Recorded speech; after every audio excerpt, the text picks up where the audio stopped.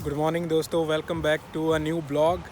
ये है मेरा ब्लॉग नंबर 10 और आज के ब्लॉग में मैं बात करने जा रहा हूँ यहाँ पे कार लाइसेंस के बारे में और हम कार परचेजिंग कैसे करते हैं वो मैं सारा आज की वीडियो में बताने जा रहा हूँ। तो इस वीडियो को लास्ट तक ज़रूर देखिएगा और प्लीज़ अगर अच्छी लगे तो लाइक ज़रूर कीजिएगा। और इस वीडियो में मैं पूरा प्रोसेस एक्सप्लेन करने की कोशिश करूँगा कि कैसे यहाँ पे लाइसेंस बनता है और कैसे मैंने यहाँ पे जो न्यू कार परचेज़ की थी या ओल्ड कार परचेज़ की थी वो मैं सारा एक्सप्लेन करूँगा इसमें। तो प्लीज़ वीडियो को एंड तक ज़रूर देखिएगा। तो फ़िलहाल मैं आपको ड्राइव टेस्ट सेंटर की तरफ लेके चलता हूँ जहाँ पे हमारा फ़र्स्ट रिटन एग्ज़ाम होता है। वहाँ पे जाके मैं आपको प्रोसेस बाय प्रोसेस सब कुछ समझाऊँगा।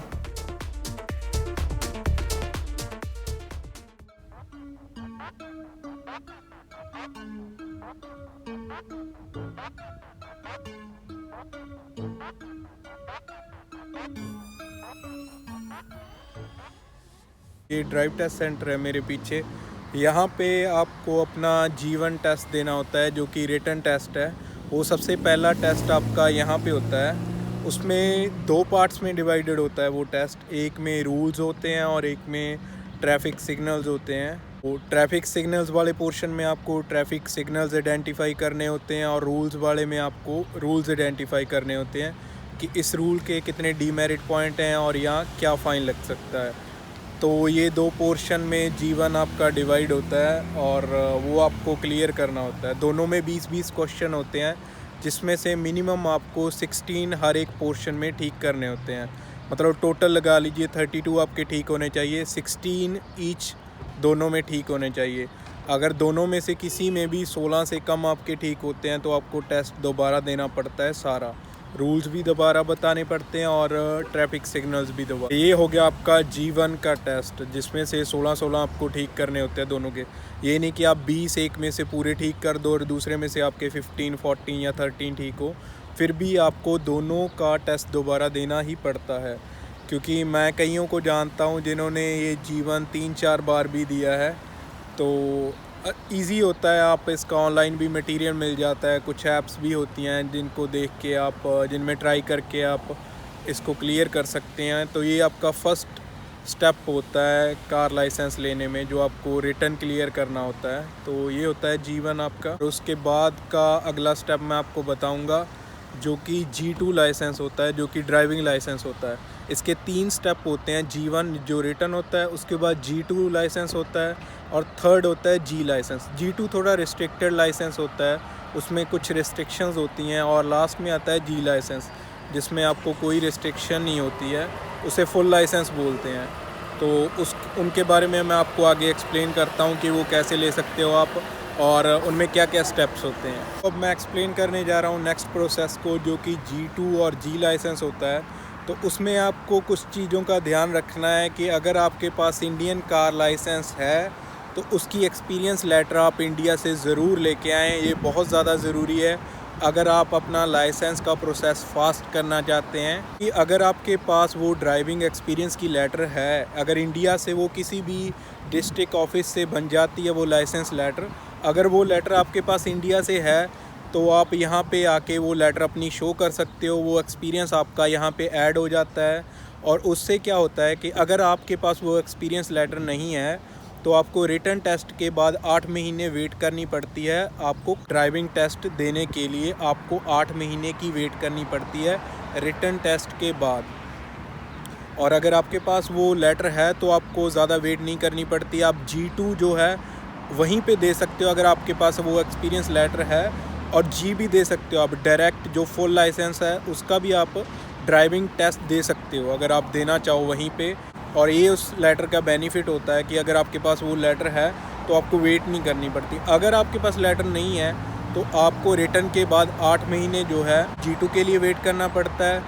और G2 के 1 साल बाद आप अपना G जो कि फुल लाइसेंस होता है उसका टेस्ट आप ड्राइविंग टेस्ट आप दे सकते हो। ये डिफरेंस है। अगर आपके पास लेटर नहीं है तो आपका प्रोसेस ऑलमोस्ट 1.5 से 2 साल तक का चला जाता है। अगर आपके पास वो लेटर है, अगर आप इंडिया से वो लेटर लेके आते हैं तो आपका प्रोसेस फास्ट हो जाता है और आपका लाइसेंस ऑलमोस्ट 6 महीने 5 महीने जितने में आप यहाँ पे ड्राइविंग क्लासेस लेके यहाँ के रूल्स रेगुलेशन समझ लेते हो, ताकि आप जो ड्राइविंग टेस्ट है वो इजीली क्लियर कर सको, तो उतनी जल्दी आपका वो लाइसेंस बन जाता है। तो वो आप पे डिपेंड है, आप क्लासेस लेके कब टेस्ट देना चाहते हो। आपके पास वो लेटर नहीं है तो आपका ये थोड़ा लंबा चला जाता है प्रोसेस, और ये बात सबसे ज़्यादा ज़रूरी थी आपको बतानी।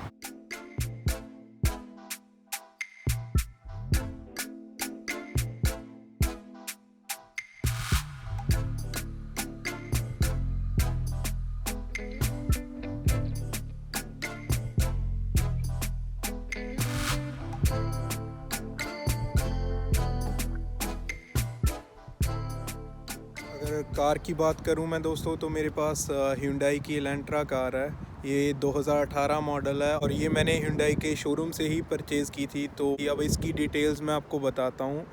इसकी अगर मैं फ़ाइनेंस की बात करूँ तो ये मुझे मिल गई थी ज़ीरो डाउन पेमेंट और ज़ीरो इंटरेस्ट रेट पे। इस पर ऑफ़र चल रहा था तो ये उस टाइम मुझे पड़ गई थी ज़ीरो डाउन पेमेंट के साथ ज़ीरो इंटरेस्ट रेट पे। तो अभी मैं सिर्फ इसी का पे कर रहा हूँ और मुझे ना इंटरेस्ट पे करने की ज़रूरत है और ना मैंने कोई डाउन पेमेंट की थी। कि जो इंटरेस्ट रेट होता है वो आपके क्रेडिट स्कोर पे भी डिपेंड करता है कि आप बिल पेमेंट्स अपनी टाइम टू टाइम कर रहे हो या आपके अकाउंट में बैलेंस कितना है, क्रेडिट कार्ड आप कितना यूज़ करते हो, तो उसके ऊपर आपका क्रेडिट स्कोर बनता है। वो मेरा क्रेडिट स्कोर अच्छा था। अगर आपका क्रेडिट स्कोर अच्छा है तो आपको कम इंटरेस्ट रेट पे ही मिल जाती है। अगर ऑफ़र ना हो 2 से 4% के इंटरेस्ट रेट पे ये कार्स मिल जाती हैं। अगर ऑफ़र ना भी हो, अगर आप कोई पुरानी कार उठाते हो तो वो 6-7% के इंटरेस्ट रेट पे जो सेकंड हैंड कार्स रहती हैं वो मिल जाती हैं। तो ये इसकी अगर मैं बात करूं तो इसकी बाई वीकली जो मेरी किश्त जाती है वो $165 जाती है। हर 14 दिनों में मेरे अकाउंट में से $165 इसकी किश्त जाती है, जो कि महीने का बन जाता है ऑलमोस्ट है $330। $330 मेरे अकाउंट में से हर महीने गाड़ी की किश्त जाती है और ऊपर से $300 के करीब मुझे इसका इंश्योरेंस पड़ जाता है। तो ये दो मेजर एक्सपेंसेस हैं कार के। तीसरा फ्यूल हो जाता है और वो महीने का ऑलमोस्ट 100-150 चला जाता है। अगर आपकी इंश्योरेंस हिस्ट्री गुड है, आपका ड्राइविंग एक्सपीरियंस बनता जाता है और आपके पास ड्राइविंग का जी लाइसेंस है, जो सबसे अपर लाइसेंस होता है कार का, फुल लाइसेंस जिसे बोलते हैं, अगर वो है आपके पास और आपका एक्सपीरियंस बनता जाता है जैसे जैसे यहाँ पे ड्राइविंग का, तो आपकी इंश्योरेंस यहाँ पे कम होती जाती है। तो मेन दो चीज़ें यही हैं, कार की फाइनेंस जो EMI आपके अकाउंट में से जाती है और उसके ऊपर से इंश्योरेंस। तो यही है इसकी डिटेल। होप कि मैंने सब कुछ बता दिया है। अगर डिटेल में से भी कुछ रह गया हो तो आप पूछ सकते हैं कमेंट सेक्शन में भी। तो यही थी आज की वीडियो। उम्मीद करता हूँ कि आपको पसंद आई होगी। अगर पसंद आई है तो प्लीज़ लाइक ज़रूर करें और शेयर करें बाकियों के साथ, और चैनल को सब्सक्राइब ज़रूर करें। और मिलता हूँ आपको नेक्स्ट ब्लॉग में।